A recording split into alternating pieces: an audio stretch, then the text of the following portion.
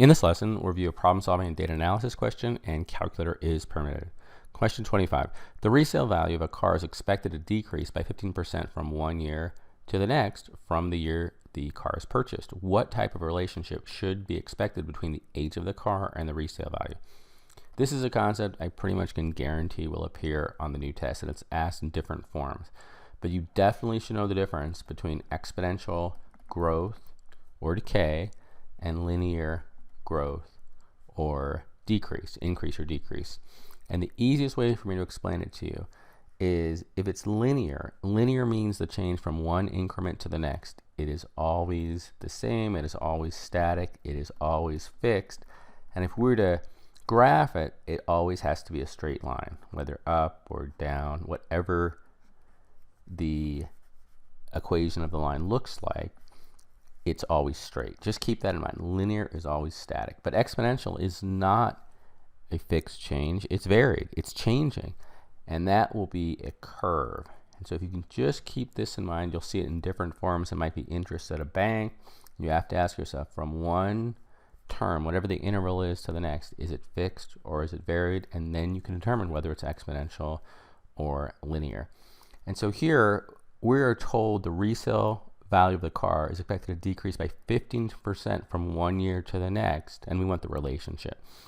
And you don't really have to put values in, but I'm just going to use values to illustrate this. Let's say from 1 year to 2 years to 3 years. This is from when the car was purchased. So this will be P. So this is 1 year after the purchase, 2 years. So every year it's increasing by 1. Now, if it were linear growth or decay, every interval would be the same change. So let's think about it. Let's just say, we'll make it easy, we paid $1,000. It was a pretty inexpensive car. 15% decrease every year. And so now it would be 0.85 times 1,000 would be 850. And you can see that the decrease here is 150. But remember, we're told that the decrease is 15% from 1 year to the next. And so this next term, it's the same 1 year. Is it 150? No, because it's going to be 0.85 times 850, which I guarantee is not, and I'll just prove it to you, is not 150. So that's going to be 850 times 0.85. Now it's down to 722.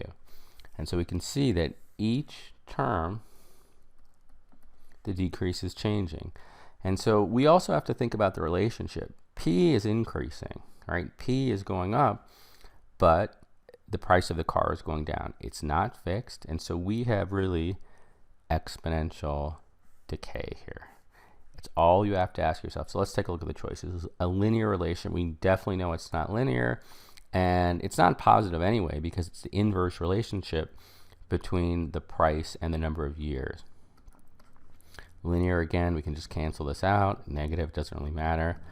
Quadratic. Now, quadratic, if you think about it, that'd be a parabola, which that doesn't apply. You don't really need to know this in terms of word problems. It's always going to be linear or exponential.